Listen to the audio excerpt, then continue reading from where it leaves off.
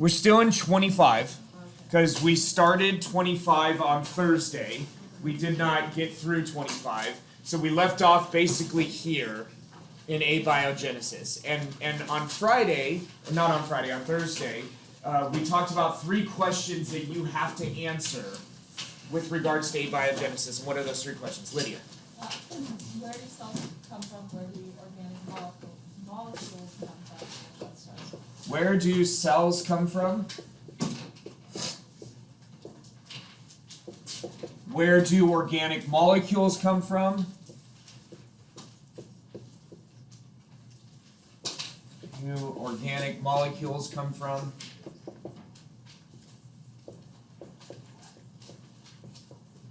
And finally, what jumpstarts life? Or what starts life? How did we phrase it? What starts life? What starts life?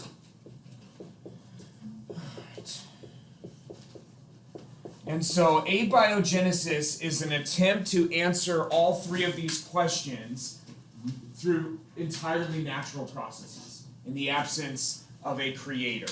And so where do cells come from? The interesting thing about this is that when you take the materials that form the membrane of a cell, do any of you remember that from bio? I know you covered it because when I walked in today, there was material that Honors Bio is covering, and it was this. Yeah, I remember. What's the material that forms cell membranes? The cell membrane. Yes. What would you remember? What the chemicals are that form the cell membranes? It's the Starts with a P. PO4. Phospholipids. Yeah, phospholipids. Phospholipids. Bilayer, that's it. I remember doing that. I was really good at that. Okay. So cells are wrapped, and cells of seemingly all living organisms are wrapped in what's called a phospholipid bilayer. And these phospholipids are very interesting chemicals. They're very interesting molecules in that they are both hydrophobic and hydrophilic. Okay? What does hydrophobic mean? Yeah. They repel water, and hydrophilic, they attract water. Yeah, Isa. You were saying phospholipid makes cells? Phospholipid bilayers form the membrane of cells. So phospholipids are both hydrophobic and hydrophilic. So if you put phospholipids in water, they spontaneously form membranes. Yeah, Mark. Is there ever a case, I don't know, I don't doubt that this is like, you never know. Is there ever a case where, you might, see, just a random, cell sort of, for lack of a better description, what kind of went wrong? And Something went wrong? Basically, it looks like it's just the phospholipid bilayer that's there. So And nothing else? And nothing else inside, just the membrane there. Yeah, well, what's interesting is inside of cells of living forms, you have what are called vesicles. And they are basically, they look like really small cells. They're still wrapped in phospholipid bilayers, and they carry materials out of the cell. They carry materials to the cell surface. We'll talk about all this in a couple of weeks when we talk about cell structure. But all of this to say, the answer to this question of where do cells come from, if you already have phospholipids, these spontaneously form membranes and surround materials. So as far as if you have the components necessary to make cells, making cells is fairly easy to do in water. Okay? So this question is not an incredibly difficult one to answer as long as you have all the ingredients necessary. But that's where this question comes in. Where do organic molecules come from? Yeah, Trinity. So if you already have the phospholipid bilayer, We have phospholipids, and then it'll form a bilayer. Okay. In water, right? When in water. okay. So then, so that already just forms the cell. Well, it forms at least a what you sometimes would refer to as a micelle. It'll form a pocket. It'll form a potentially a cell, but in order for you to have a cell, you have to have more than just a cell membrane, right? Well, and again, we'll talk about this in a couple of weeks when we talk about cell structure. But as far as where do cells come from, all this to say, if you have everything you need to actually package it into a cell, it's going to happen somewhat spontaneously. This question is a little bit more complicated. Where do organic molecules come from? And so this question is incredibly difficult to answer, although abiogenesis attempts to do it through a number of different ways. And I want to tell you some of the requirements. We'll get into the particular ways of how to do it in a little bit, but right now I just want to tell you some of the requirements. You need what's called a reducing atmosphere.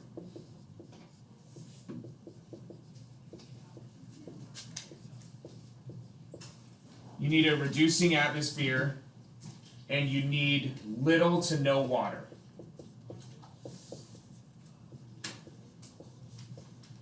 Without these two conditions, you cannot form organic molecules. No matter if you have all of the ingredients necessary to make them or not, you cannot form organic molecules without a reducing atmosphere and with a condition of little to no water. The key of a reducing atmosphere is no oxygen. Okay? The key to a reducing atmosphere is no oxygen. Yeah, So Isa. a reducing atmosphere is somewhere where there's no oxygen in it? Correct. Okay, and then, so you can't make any like kind of like life without oxygen and water? You cannot make life in a place where there is oxygen and water. But you need water in order to form cells. But you can't make biomolecules unless you have an environment where there's no oxygen and there's little to no water. Oh, okay, and what are organic, that sounds. Organic molecules are, and again, we'll talk about all of this when we get into cell structure, but organic molecules are molecules that contain carbon Okay, and build living organisms. gotcha, So proteins, carbohydrates, lipids, how does what work to actually If build there's them? no water in the, but they need water, then Well, they need water to form cells, so you would need to form your organic molecules in a place where there's little to no water. And so when you read ideas of abiogenesis, the proposal is that they form in clays that are near like volcanic material. And so the organic molecules will form in those clays and then will leach into water, and then from there they can be packaged into cells. But actually, I'll tell you in a minute what the dominant idea is now because of these two challenges. But let me answer. I guess you don't have a question, you have a comment. I feel like this is so ironic that like basically in order to create life, apparently to them, you need you need no oxygen and little to no water. But then, what life ends up needing to survive are those very things. Yeah. So It's really fun. yes, I agree. And so there's you need a reducing atmosphere, so you need an atmosphere without oxygen. And so the idea is that the first living forms were anaerobic. What's that? Anaerobic means that they metabolized in the absence of oxygen. And again, a lot of these things for abiogenesis, we're just kind of laying a foundation. For a lot of these, we're going to get into them when we get into molecular chapters in a little bit. But so the idea is that the original life forms would need to live in an environment with no oxygen. Yeah, Isa. So Earth before like anything was on Earth, before dinosaurs, before any of that. Uh-huh. Like what do people think it was? Is it just plants? Well, we'll talk about that today. I'll show you the geological column, and there are certain key I events. don't know, it's kind of weird to think that how did it just start Would- by itself? Like, Sure, it's hard to think of an Earth different than the one we experience, and it's hard. It's especially hard to think of an Earth completely different than the one that we experience. Okay, so the dominant idea, because of these challenges, is that life did not start here. Life started somewhere else and was brought to Earth.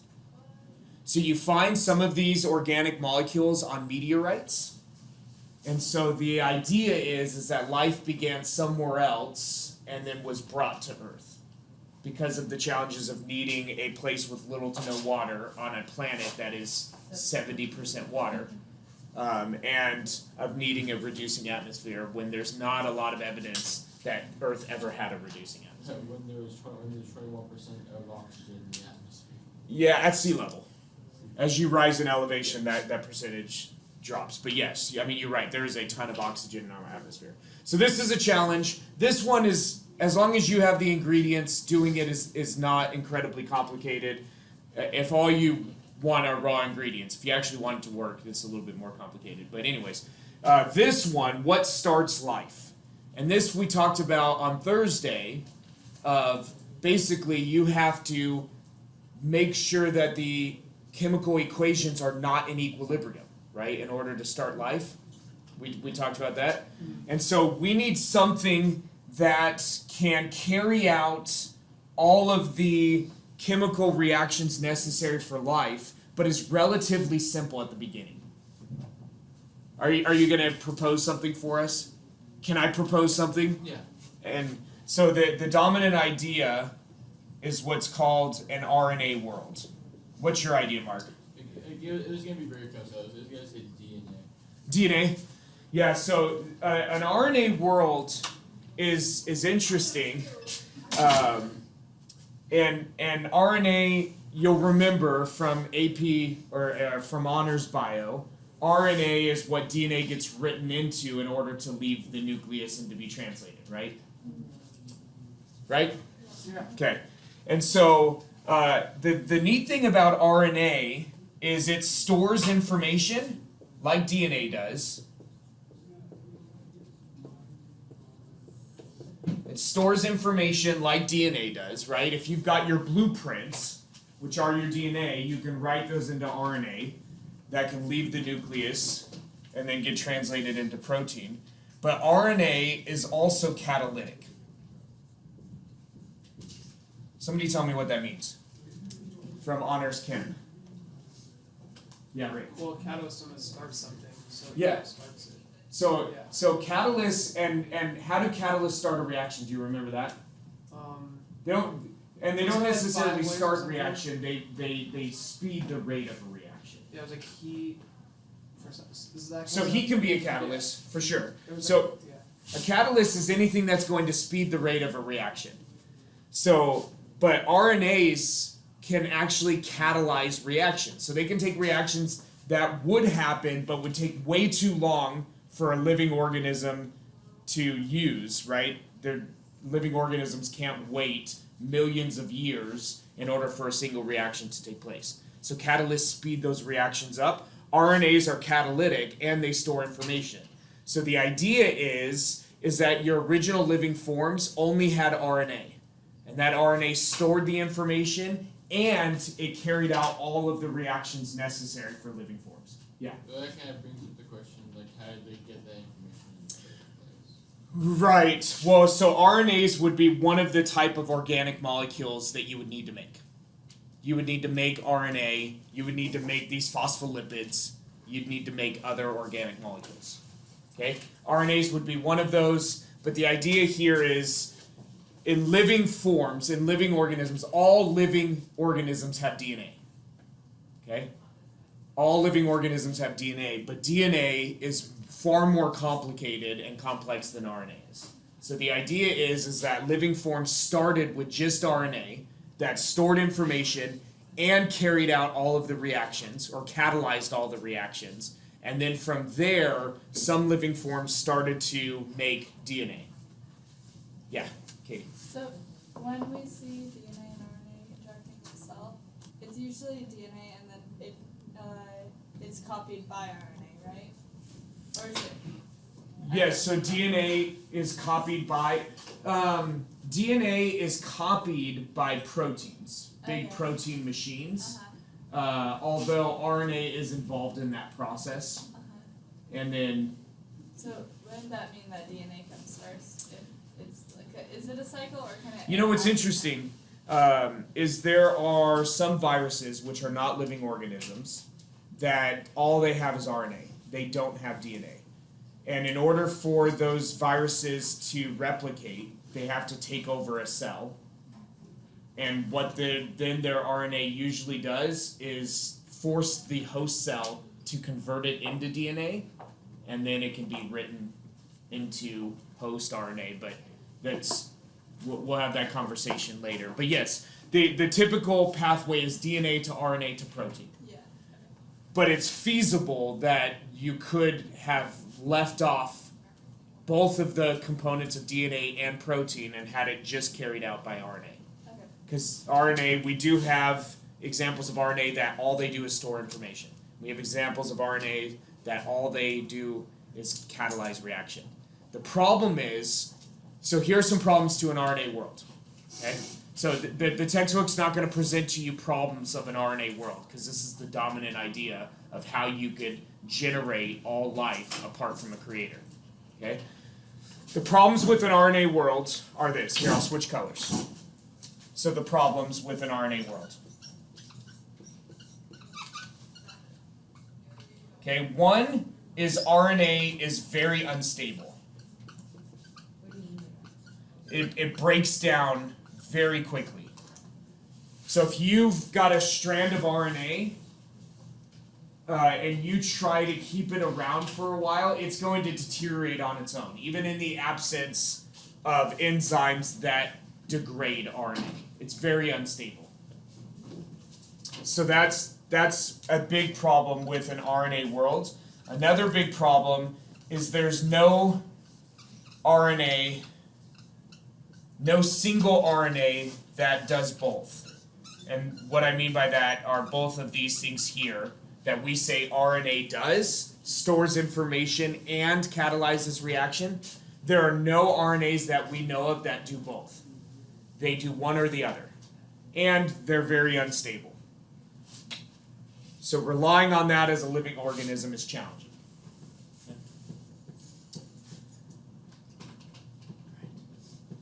Any questions? So on Thursday, I made a point to tell you that this is a completely different concept than macroevolution, right? They are two completely different concepts. Macroevolution requires living forms, and then taking that and producing new structures, new kinds of living forms. Abiogenesis is producing living forms for the first time. Okay?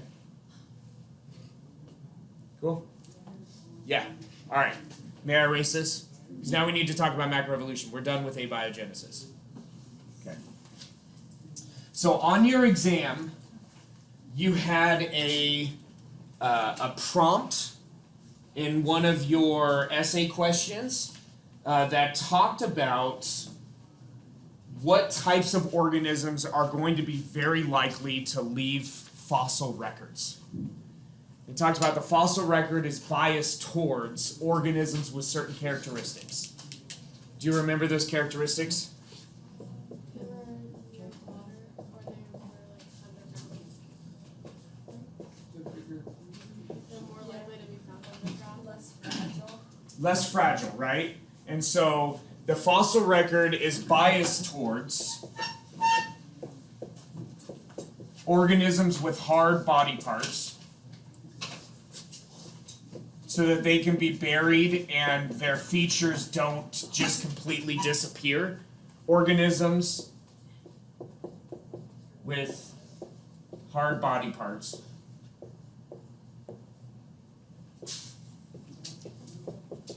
So like not a snail or something. Well, I mean, the snail's got at least some of its body parts that are hard. It's got that shell, Yeah. right? So the fossil record's going to be biased towards organisms with hard body parts. So like bones. Yes. And it's also going to be biased towards only preserving the hard parts of that organism. Right? So which means if you think about a human fossil, what parts of our body are going to likely appear as fossils? Like your skull. Yep, our bones. Yeah, Mark. Like I was thinking of another example of that would be the well I'm forgetting what it's called now. It's it's when the insects get trapped in the Oh, amber? amber. Yes. Yeah, and again, it's going to. Exoskeleton. Yeah, amber's a little bit different because in amber it hardens very quickly. Most, like if you get buried in sand and then that has to harden, that hardens over time. And a lot of that activity would destroy a lot of this. But yeah, so a human fossil it's going to be biased towards only the parts of our body that are hard. It's going to be biased towards our skeleton. You're likely going to lose some of the finer, softer structures. Okay? Keep that in mind. We'll talk about a lot of implications of that. What is it also biased towards? The question on your exam talked about it in the context of speciation. Yeah, Emma. Species that are not nucleophilic acid. Yeah, so it's going to bias it towards large, and what I mean by this is their geographic distribution. Geographically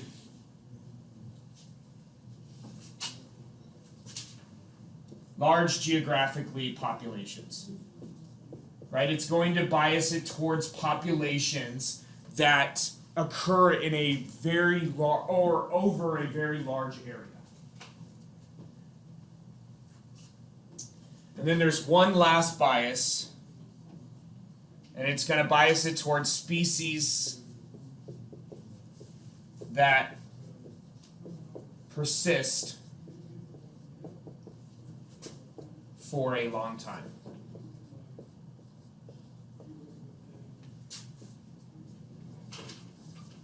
Okay?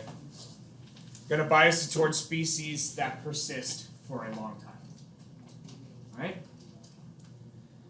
So we're going to do something a little bit different. What I want you to do is take the next couple of minutes or so, working with those around you. I want you to come up with an organism that you know that exists as a fossil. Okay? Alright? Give me as specific as possible, and then we're going to, bless you, we're going to use these pieces of information to figure out what must have been true about that species. Gisa. What? No, you got to take 2 minutes. I have to ask, why do leaves, they're not too hard? They can be. So leaves, especially if they're surrounded by a cuticle, so which a lot of the leaves in a place like this are because of our dry, and a lot of leaves of plants in general are surrounded by a cuticle to prevent water loss, and so they can be. And the cell wall of plant cells is an incredibly rigid structure that holds up well. Yeah. So individual plant cells are fairly easy to fossilize. All right, take a couple of minutes, come up with a organism that you know of from the fossil record.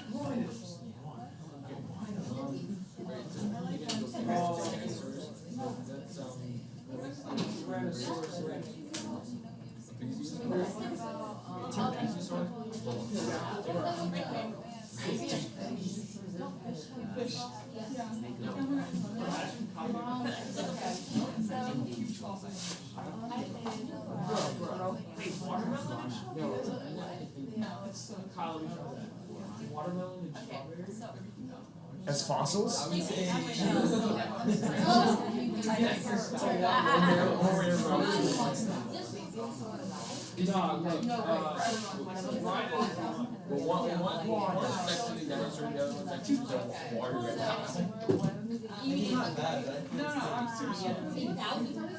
That thing.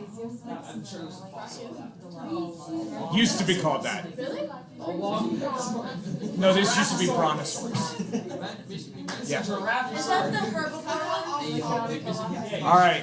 That's the one I draw my t-shirt. Okay. Emma.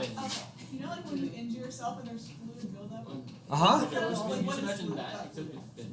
It's predominantly water, but it's very rich in white blood cells and clotting factors.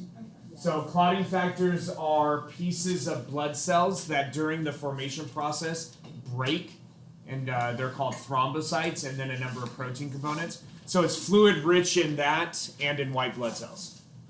And so the white blood cells will help clean it up, and then the clotting factors will help stop the internal bleeding, and then your other cells can start dividing to fix everything that was broken. Yeah.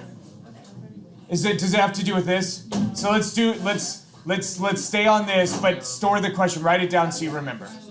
All right.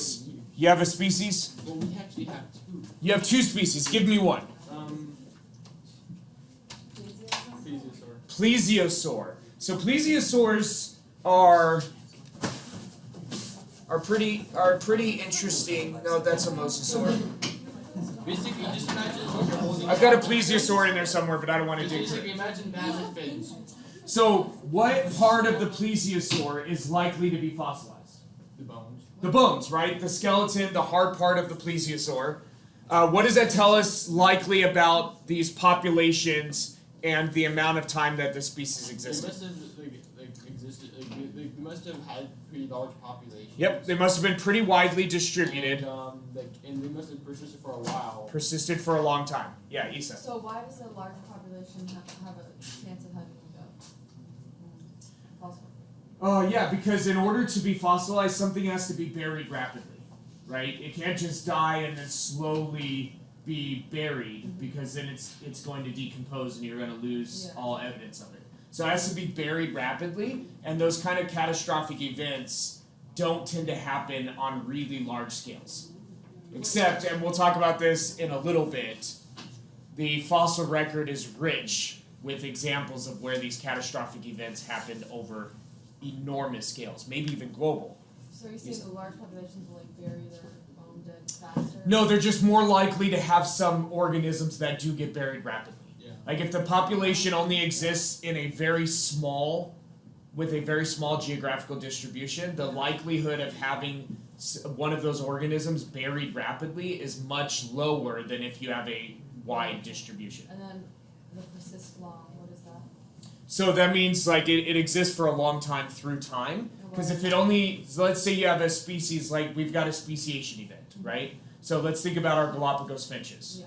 Okay, so we have our Galapagos finches. Let's say on one island you have a species formed for the first time, right? It becomes reproductively isolated from the other species. But then after a year, it hybridizes with one of the other species and disappears as they hybridize and fuse back into a single species. So that species only existed for a year. Yeah. How likely is it that during that year you're going to bury one of them rapidly enough in order to produce a fossil? Not as likely than if you had a species that exists for a long period of time. Yeah, Mark. It's kind of funny to think how technically as humans we could actually make fossils a lot faster now just by doing by taking a shovel burying something. They're gonna go instant fossil. Yeah, and we can force populations to change much more rapidly than happens naturally as well, right?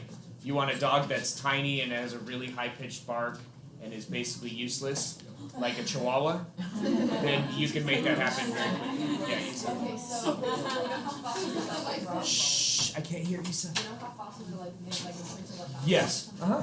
If you bury it in the dirt, how does it get onto the rock? The rock has to cement. So that dirt has to cement into rock. Okay. Yeah, you can't fossilize something if it just stays as loose soil. Yeah. But as more material is packed on top of it, that helps to harden it into rock. But yeah, there are several processes that have to happen in order to fossilize something. And that's why you're saying with sand, it's not as likely? Well, I mean, you can't just slowly bury something like with sand. Yeah. You think of if something dies in a desert and you have blowing sand and you're going to slowly bury that thing. I mean, sand accumulates very slowly, even in a place where there's a lot of sand blowing around. Yeah. And it's not going to accumulate fast enough to preserve the animal. Emma. So in Lebanon, there's a lot of fossils, and there's like stores where you can buy them. Uh-huh. And it's like, because my brother has them, it's like they told him not to rub it. Is that because it's an imprint or like an actual fossil? Not to rub it? Yeah, like if you rub it, it'll look messed up. Is it because it's an imprint of like the animal? Or Well, so many fossils, by the time you get them, the fossil's been completely mineralized. It's no longer biological material. Every molecule in it has been replaced by rock.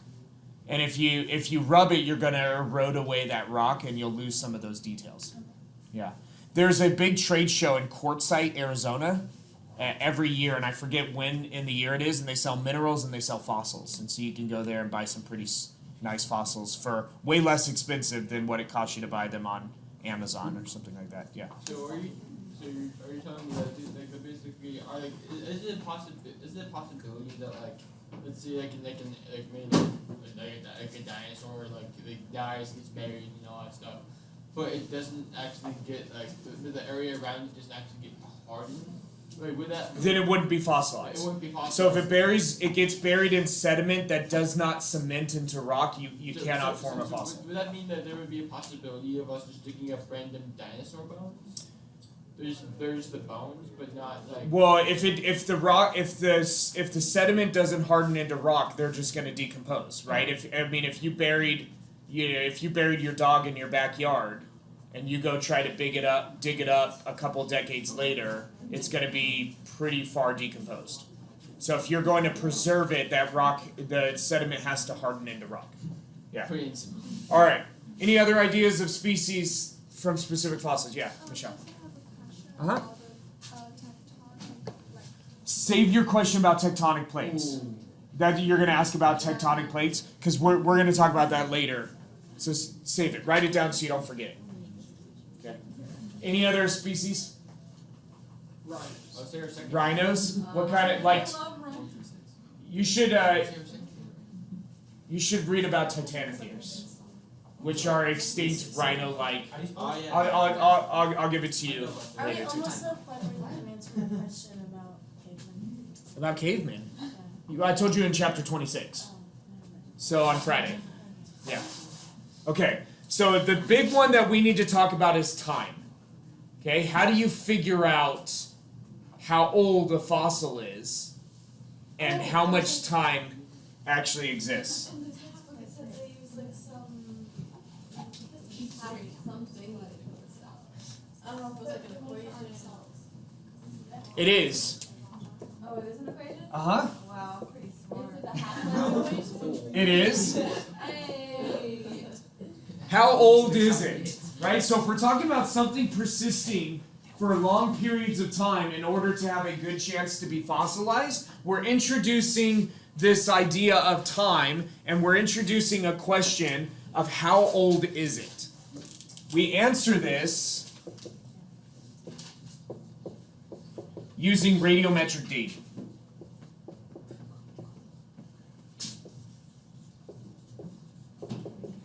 Radiometric dating.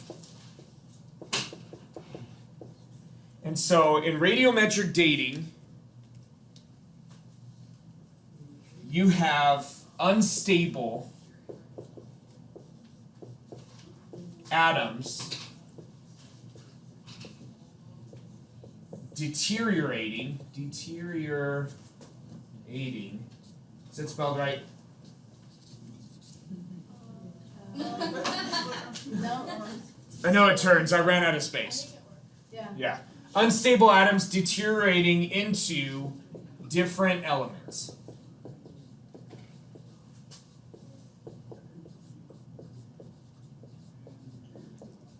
And so we can take advantage of this in order to figure out how long that deterioration has been happening. Okay, so if we've got unstable atoms that deteriorate into different elements, we can take advantage of this to figure out how long that deterioration has been going on. How might we do that? So let me give you an example, and then I'll re-ask that question. So hopefully you remember these symbols from Honors Chem. So this is carbon, and it's carbon 14. Okay, this is the weight, the atomic weight of this particular type of carbon. It is unstable. Carbon 14 is unstable and deteriorates into nitrogen 14. So here's carbon. What is this number here? 12. It is a 12, but what does it mean? Atomic mass. Atomic mass. So what does that mean? Usually carbon 14. Yeah, it means how many protons and average neutrons. This is the average weight of a carbon atom. So if you take a random carbon atom, there's a pretty good probability that its mass is going to be 12 atomic mass units. How many atomic mass units is this carbon?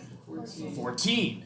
Okay? This is one of the reasons and why it's unstable. It has extra neutrons. Okay, and it is unstable and it deteriorates into nitrogen 14. Okay, now thinking about this, how can we take advantage of this deterioration to figure out how long that deterioration has been happening? Yeah, you Is said. there like a nitrogen equation that you can plug in and see? There's an equation we can use. This is our nitrogen equation. Oh.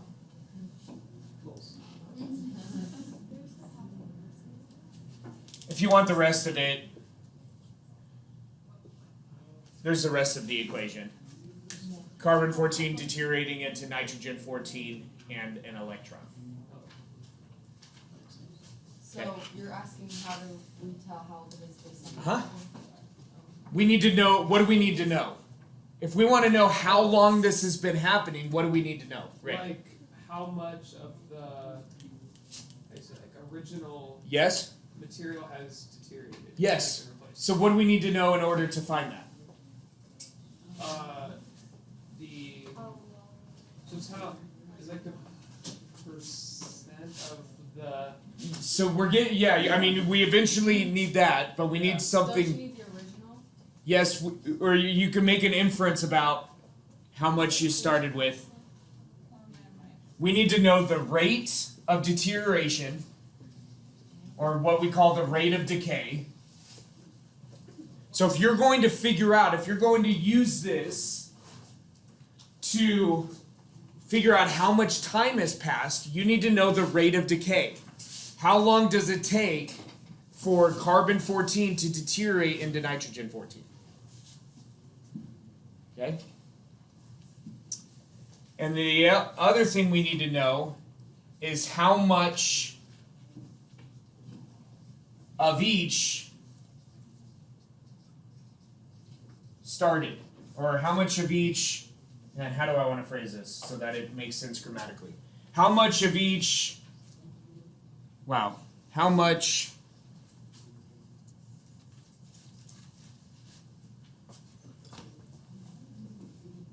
of each we started with? Wow. How much of each we started with? I'm running out of space. Okay, so we need to know the rate of decay, and we need to know how much of each did we start with. At the beginning, how much carbon 14 did we have? How much nitrogen 14? Okay, so when it dies, it has a little bit of both, not just like all carbon. Correct. Okay. Yep. Yeah, because the nitrogen 14, let's look over here. So here's nitrogen. Here's our mass. What does this tell us about nitrogen? Your average nitrogen has a mass of what? 14. Here's nitrogen 14. So do we think this is a common form of nitrogen or a very uncommon form of nitrogen? Okay, and if it's common, do you think it's unstable? no. No, so this is something unstable is deteriorating into something stable. Do we have nitrogen in our body?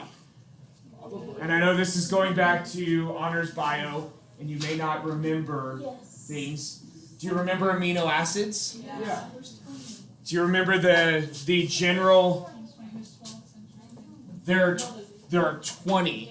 There are 20 total amino acids, and then the essential amino acids are ones that we cannot make ourselves, and we have to get from our diet. Anyways, so the general formula of an amino acid is this.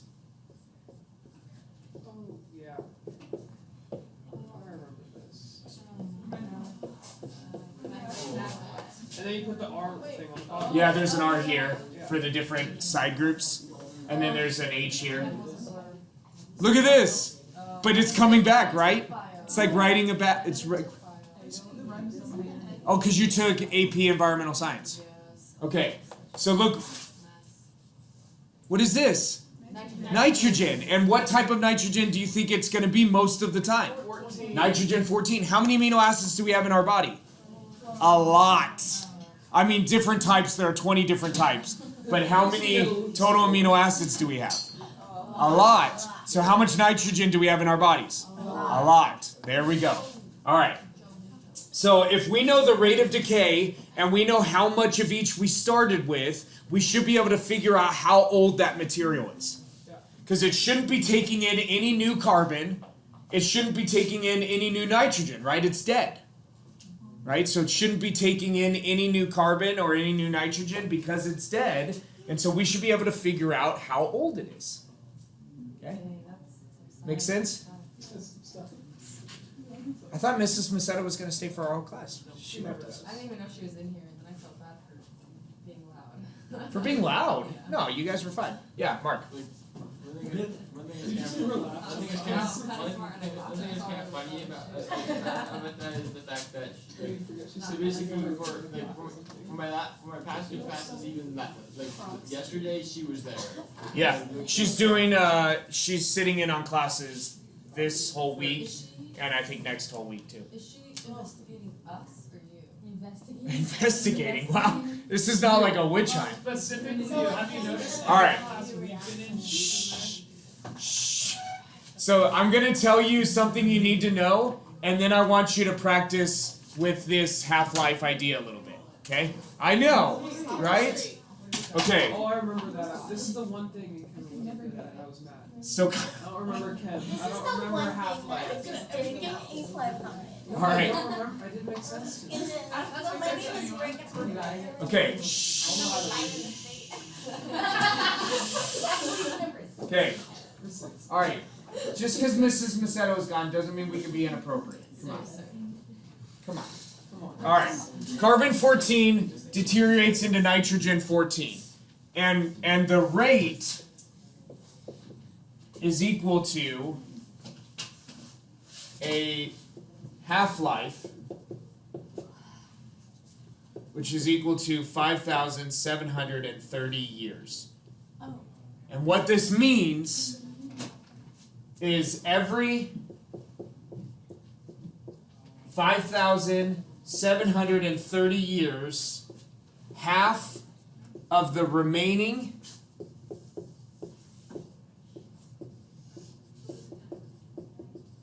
carbon-14 decays into nitrogen-14. Okay? Every 5,730 years, half of the remaining carbon-14 deteriorates into nitrogen-14. So during your first half-life, the remaining is whatever you started with, right? And during that first half-life, half of that is going to deteriorate into nitrogen-14. So let me tell you one more thing, and then I want to give you some problems. And you're going to love it. Like mathematical problems. So, after 2 half-lives,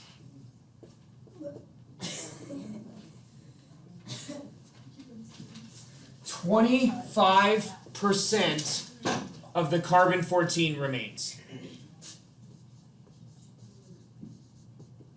Oh, so it's like half of that and then half of that. Yes, because during the first half-life, half of the remaining is going to decay. And then another So then you're left with half of what you started with. Yeah. During the second half-life, half of your remaining, which was half of the original, is going to decay.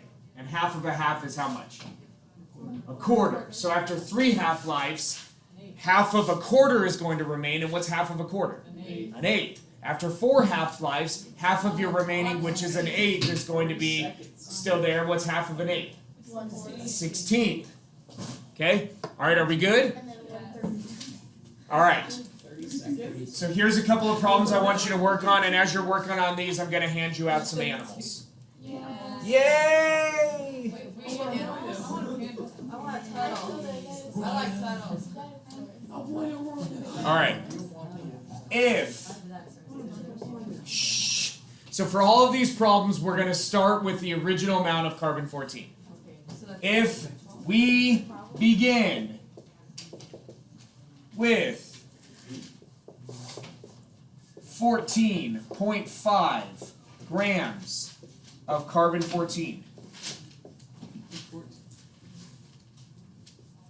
how much is left after ...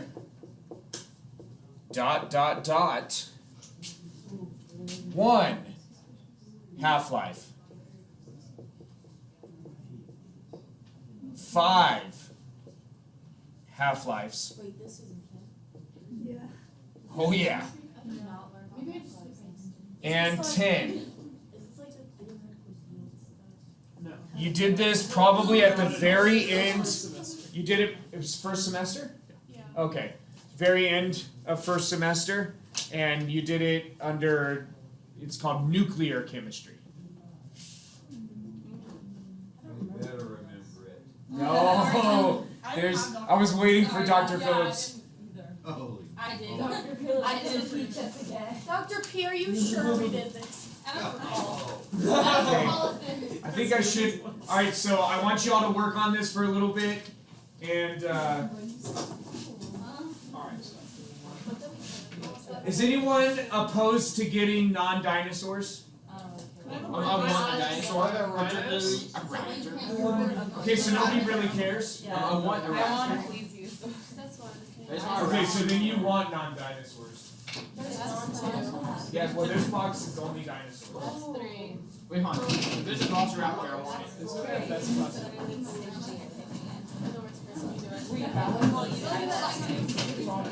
One half of the Wait, hold on. There's a raptor, I want it. Yeah. What? Oh, so you do want dinosaurs? Wait, I want a raptor. Well, you can't pick the easiest. No, that's the way I want it. Well, this one's like a First berry. things first, you have the raptor. This one looks like Wait, that's me. This is me. Hold on.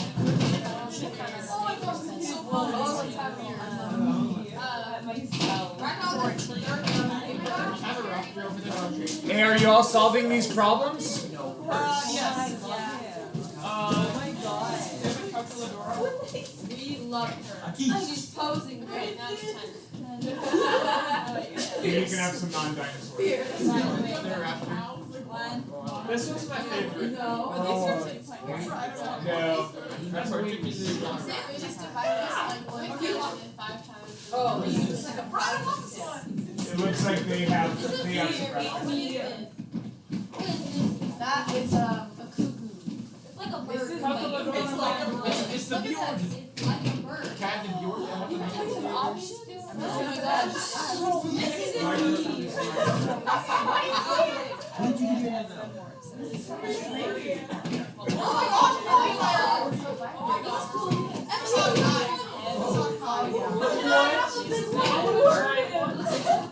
Give me a flying one.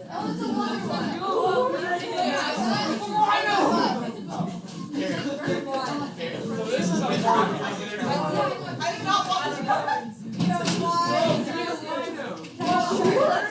Oh! Here's a Titanothere. What is this one? Is Megas? Honestly, I probably don't need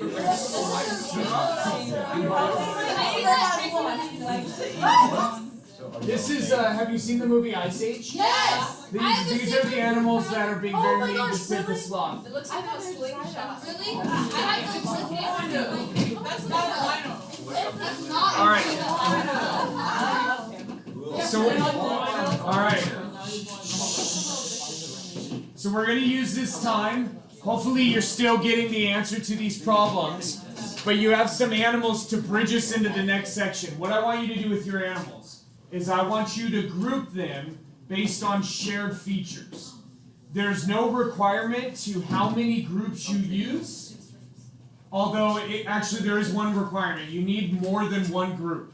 Okay? So, your mosasaur? Alright, so you need more than one group, but other than that, there are no requirements to how you group your animals. Alright, Leo. Alright?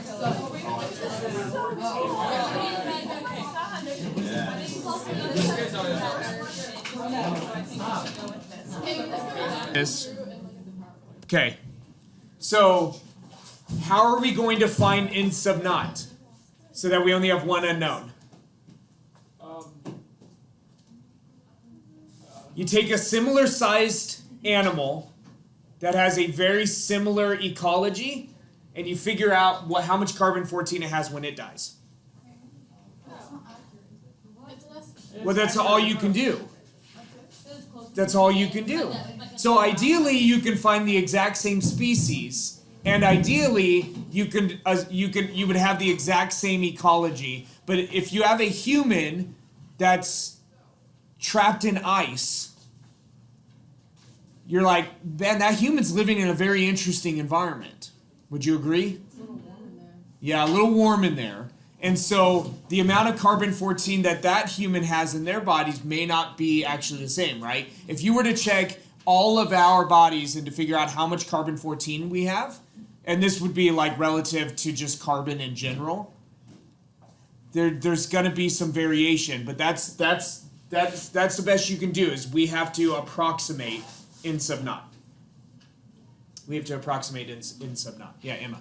It's kind of like stupid, but if you freeze a person and Can they reanimate? yeah, like if you thought In theory, but you'd have to freeze them quickly enough that you don't form ice crystals. Because if you form ice crystals, it's going to tear cells apart. But there are animals like wood frogs that will freeze solid in the wintertime because they're terrestrial frogs. So like aquatic frogs, they'll just go down to the bottom of a lake.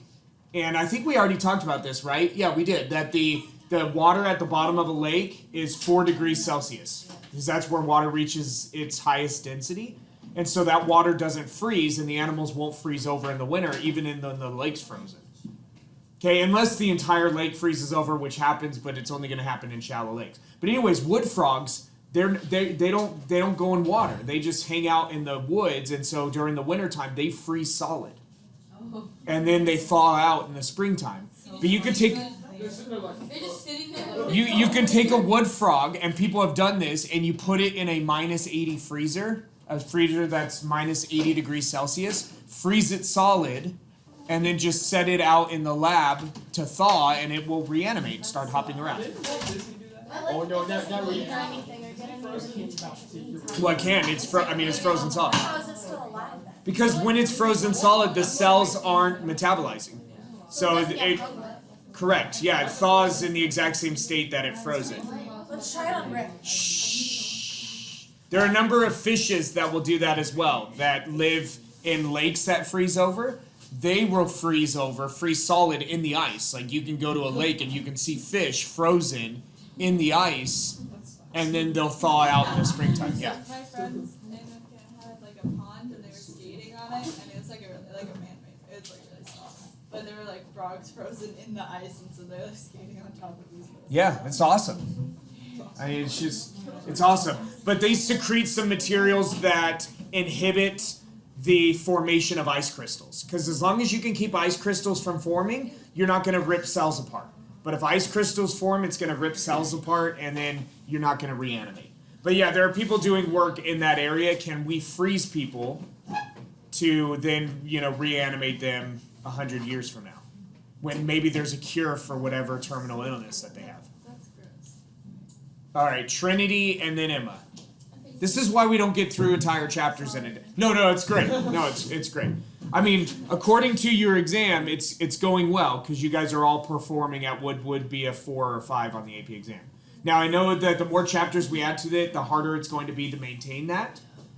But I want you to be encouraged by this. So if you're like, man, I only got a 67% on this exam, okay, I want you to understand that if you got a 90% on the AP Bio exam, you would be scoring in the top 0.5% of people that take this exam in the country.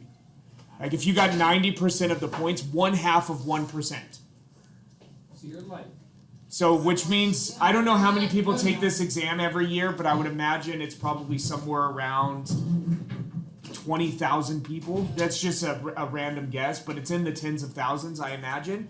And so if you're in the top 0.5% of that, you're in like the top 10 people that took this in 20,000, right? Because 1% of 20,000 is 200.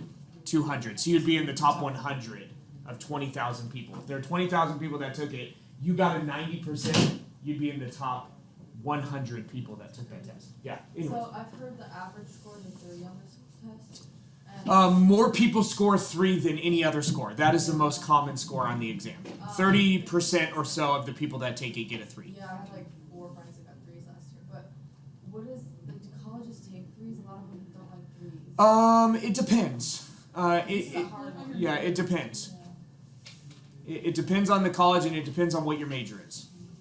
So most of them will take it. Whether they'll actually give you credit for a biology class is another question. Because they may take it as elective units or as a general biology class, but to actually give you like the majors biology class, you usually need a 4 or 5. But again, everybody in the class scored what would equate to a 4 or a 5. Okay, so Trinity, did you already have your question? Yeah, I have it right now. Oh, sorry. Okay, so to get the starting amount, you said you know the current amount like an animal or whatever. Yes. You said get a similar animal and then find them. Well, if you can find the same species, that's really good, because then that carbon 14 to nitrogen 14 ratio should be much more accurate than if you're doing a similar animal. But if you're doing an animal that no longer exists, right, it's extinct, you can't do that. So how do you find how much carbon? You'd have to take a similar sized animal that has a similar ecology and figure out what its carbon 14 to nitrogen 14 ratio is when it dies, at the point that it dies. You either kill it and measure it, or you wait for it to die and measure it. Like measure like its life. No. You just measure at the point at which it dies, how much carbon 14 does it have relative to the amount of nitrogen it has. Oh, okay. Yeah. Emma. So like when people get frostbite and their fingers fall off, is that because the cells are made for Yes. And the bone too. And the bone just kind of like cracks like a cracker. Well, yeah, I mean, bones become very brittle when it gets cold. But bones are also riddled with cells. Is this not plugged in? I don't know, man. No. Okay. All right. So does this make sense? Oh, maybe it's not on. Like there's a switch on the side. There's a switch. Yeah. I don't know. Wait. It's okay. We don't need it. I am not dependent upon technology. Okay. Any questions about this? All right. So you feel okay that you could use this? Yes. Yeah. Yeah, in sub naught, it just means the beginning number. So you'll see that a lot in math where we put a sub-zero, and it just is the starting condition. How much did you start with? So you represent like original and Yes. the remote Current. study amount by the original. No. As a whole. Yes, this is just the starting amount. This is your current amount. If you want to figure out how much you're going to have after a certain amount of half-lives, you multiply this by 1/2 to that number of half-lives. So for this one, if you wanted to know how much is going to be left after 10 half-lives, you would put 10 in for T. You would put 14.5 in for in sub naught, and then you would just... All right? Okay. So, what did you all use to group your animals? Somebody tell me some feature that you used to group your animals. So we'll go, oh wow. So we're gonna go Katie, then Kyle, then Trinity, then Jade. Or were you stretching? Okay, then Mark. All right, Katie. Okay, so we used feathers for some of them. Feathers. The ones that looked like birds. So presence or absence of feathers. You want to know what's interesting? So according to Phylogenetics, which is what chapters 25 and 26 are all about, birds are dinosaurs. So a hummingbird is a dinosaur because birds are believed to have evolved from dinosaurs, and so they have to still be part of that grouping. In the same way, listen to this. So according to Phylogenetics, which is a study of the evolutionary trajectory of life forms, we are fish.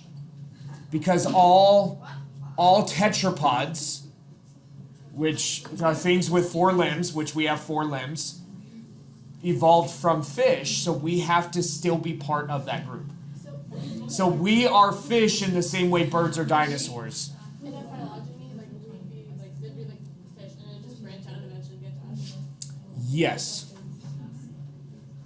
Yes. So yeah, you would have a single branch that would represent all fishes. Right. And then that would branch until you produce it's fishes, if it's multiple of different types of fish. If it's multiple of the same type of fish, fish is plural. If it's multiple of multiple types of fish, fishes is plural. But anyways, yes, you have one original branch that represents all fishes, and then that would branch, and it would include everything. It would include fossil fish, it would include living fish, it would include sharks, it would include reptiles, birds, mammals, amphibians, everything. Birds are also fish, and birds are dinosaurs. Yes, correct. Dinosaurs are fish. Yeah, dinosaurs are fish. Every tetrapod is a fish. What's that? Correct. A snake is a fish. A turtle is a fish. Yes. Turtles are tetrapods. Snakes are tetrapods, they just have lost their limbs. Yes, eels are fish. Eels are definitely fish. Seahorses are fish. Alright. Okay. We gotta focus. We gotta focus. I know we've accomplished so much. I'm not surprised. Okay? We've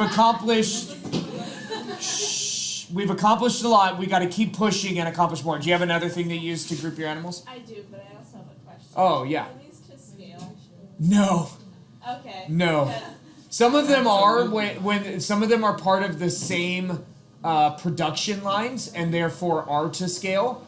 But these are several different production lines, and so they overall are not to scale. Did you have a question, Issa? Oh, I had a comment. We organized ours. Oh, but we have to do Kyle first. Yeah. Kyle, what'd you use to organize yours? All of them? I mean, just some of the characteristics that you use. Wings? Wings. Okay, I love it. The horns. The horns. Okay. Love it. They also did feathers, but they did feathers. Okay. All right, Issa.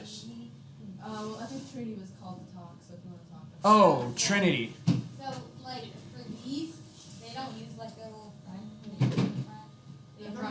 Oh, yeah. So yeah, the front limbs are reduced. Yeah. And then these have stripes and their legs.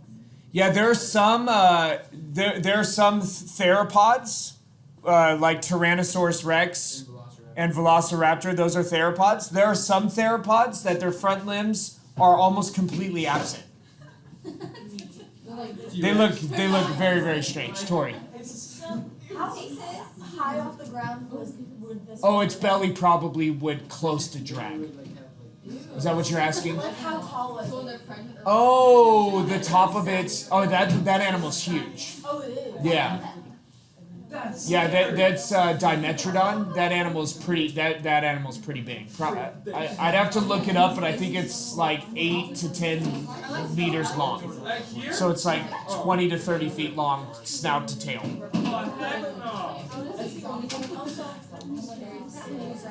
Yes. All right. Shh, guys, we gotta keep focused. I know it's awesome. Yeah, Michelle. Yeah. Okay, so did we have like tails before? Tails? Like in the ancient time? You mean did humans have tails? Yeah. No. There are no members of our family, Hominidae, that have tails, and that family includes the great apes as well, and none of them have tails. As far as I know, I don't think there are any fossil Because I forms that have like tails the either. Bone, this one bone. Like Uh-huh. In the human body. Yeah, the coccyx. Yeah, it's like it was like evolved to like. Well, that's one explanation, that it's what you would call a vestigial feature. We'll talk about this in chapter 26 on Friday, that it was a vestigial feature. Although it is it's a site of muscle attachment that allows us to stand upright and actually cushions when we sit down. So if you didn't have that, we wouldn't be able to stand upright like we do, and we wouldn't be able to sit very comfortably. Yeah, and So it's not a vestigial structure at all. And so there are other ways to explain that other than that we evolved from animals with tails. It is a biomechanical necessity for us to have that coccyx. So And then when some people form like a little bud there, but it's not bone. It's not like a vertebral column. It's like a fatty deposit. It's almost like a fatty tumor that forms there. Mark. Okay. So Mark has to give us some of the features that they used. Okay, so we grouped them by sort of by kind of like type as much as we could. Like we put like the two like Elephant-like ones together. Yep. Put all the long nets. Are those like I forgot what they're called. Like Sauropods. Sauropods. That's Yep. what I thought. And and then there's the theropods. And then Yep. we have this guy. Ankylosaurus Ankylosaurus. Is he or sauropod too? Ankylosaurus. Is he sauropod too, or is he sauropod too, or is he just, or is he, is it? Nope, he's in a completely different Yeah, group. So I then, thought so. all right, listen up real quick. Listen up real quick. So these two together are in a group called Dinosaurs. called dinosaurs, but this is a dinosaur as well. So these two are in a group called Saurischians, which means lizard-hipped dinosaurs. Lizard-hipped. And then this is in a different group called Ornithischians, which means bird-hipped dinosaurs. Bird-hipped. Now what's interesting is this is where birds are supposed to have evolved from, is a lizard-hipped dinosaur. So birds, the structure of their hips, like how the bones that form their pelvic girdle articulate together. Yeah, Carrie, and then Issa, and then Emma, and then I'll have to not take any more questions, and because I have to teach you one more thing. We still haven't finished 25, but I have to. I know, but we're way past having a break. It's like almost 9:25. So, yeah, it's 9:24. Yeah, it's a good question. So, Carrie asked, how do you know what color they are? There are some that are fossilized with pigments, so that we can see the pigment, and then if you know what pigment they have, you can figure out the color. Most of it is inferred from what we think we know about their ecology. So most of it is just what an artist thinks that their colors would be like, although some of them are fossilized with pigment, and so we can figure out what color that they were likely. Okay, green. Number one. Are horns like those can fossilize, right? Yes, they are not bone. Typically, some horns are bone. So like horns in cattle, those are bone. But horns in a rhinoceros or a unicorn, those are hair. And then my hair? Yeah, they're hair. Wow. But like hard. Well, it's made out of they're made out of cells that the hair is made out of. It's just they're packed tightly together, keratin. It's like fingernails. Fingernails and hair are made out of the same cells. It's just how the cells are organized. And then rhinoceros and unicorn horns Okay, are. and then my second question was, like, let's say you got like a nose job. Is your kid gonna have your beautiful nose or your ugly nose? The ugly nose, or hopefully neither. I was gonna try to save my kids, but it's too late. All right, Emma. Oh yeah, what classifies like a dinosaur? Skeletal features. So yeah, they're based on certain skeletal features. One of the big ones is that there's an opening in the pelvic girdle. So if you look at the pelvis of a dinosaur skeleton, like if you go to the Museum of Natural History down in LA and you look at a dinosaur skeleton, there's an opening and you can see through it to the other side of the animal. That's a skeletal characteristic of dinosaurs. There are some ecological characteristics, but most of them are skeletal features.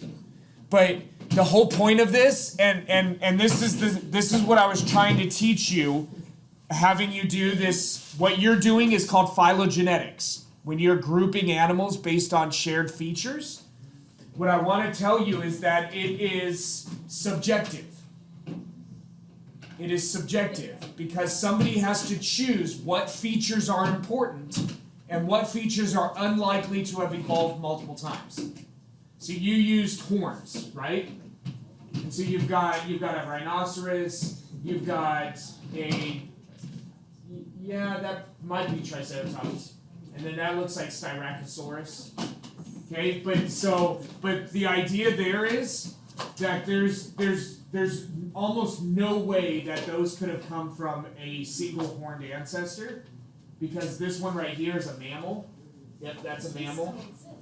And these are dinosaurs. Those don't, but something like them does. And those are dinosaurs. So if you're going to go back to the most recent common ancestor shared by these two groups, you're going to have to go to the original, what's called an amniote, and you're going to be talking about, based on conventional geology, somewhere around 400 million years ago.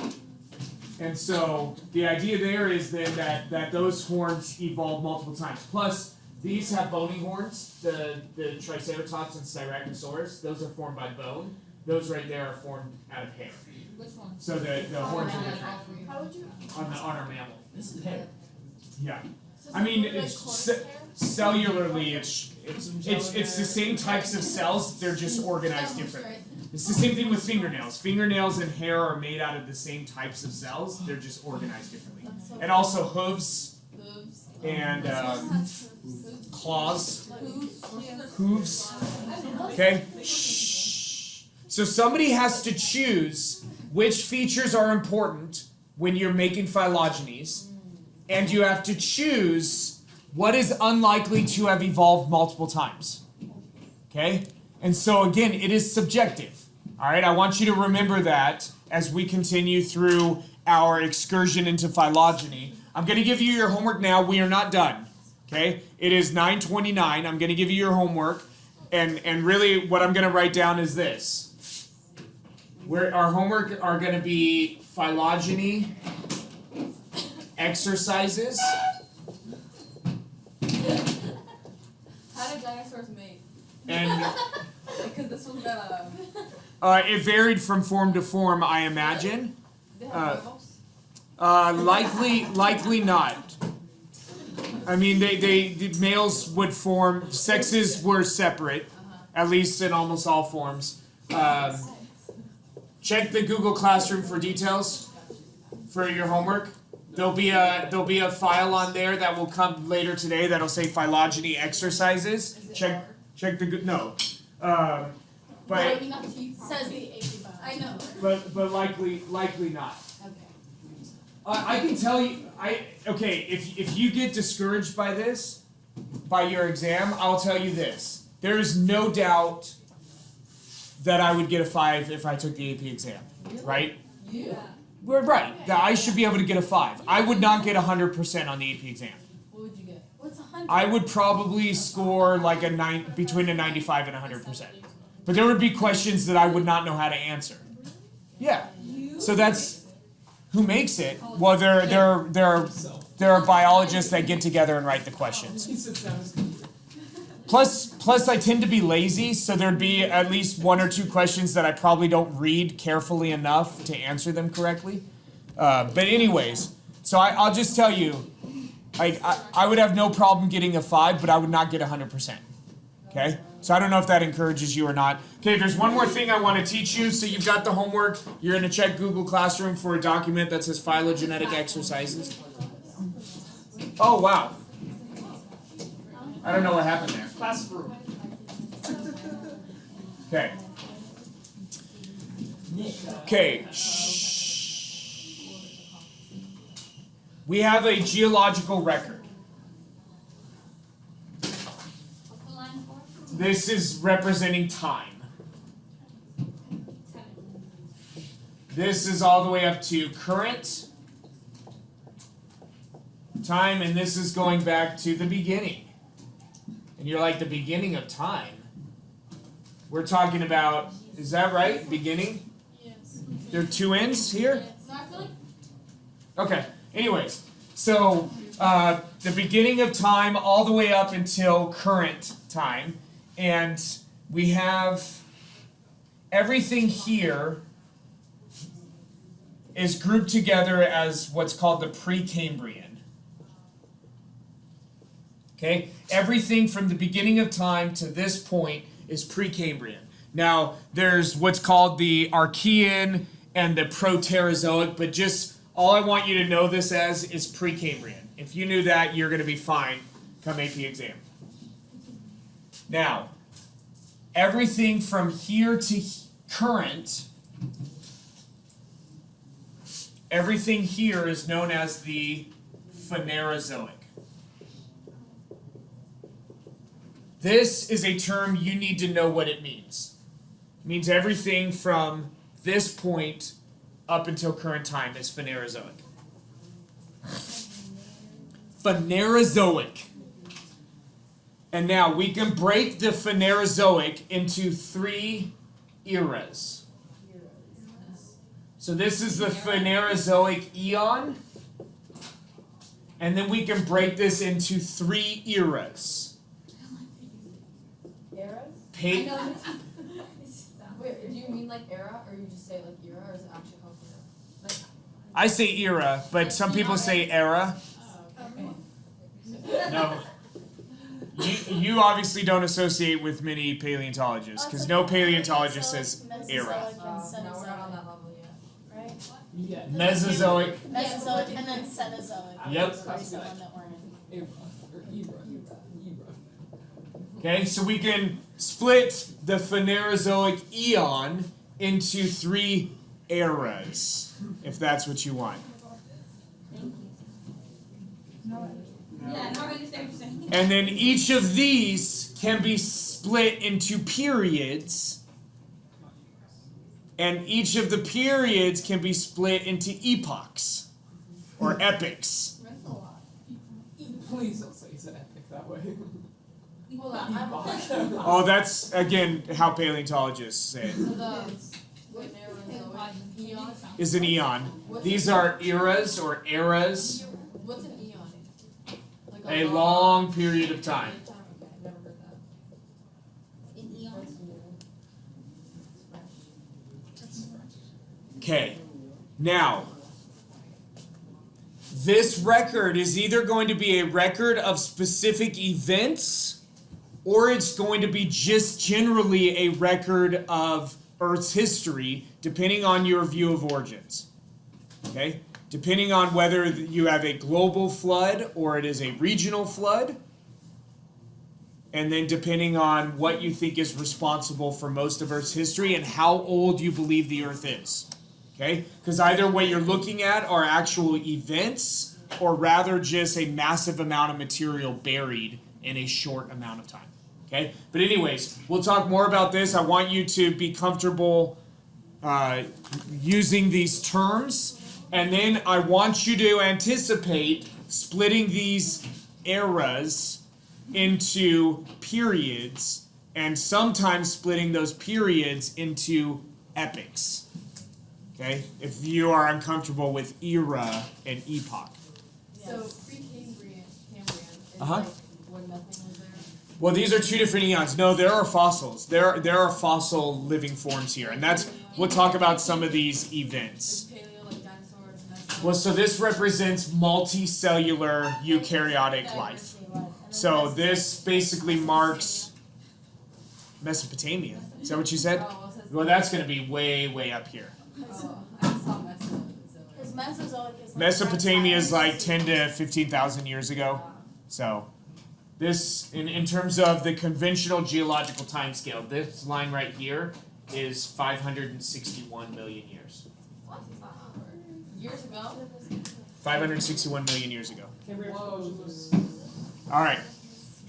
Okay. 5'4"? No. 561. 560, 561.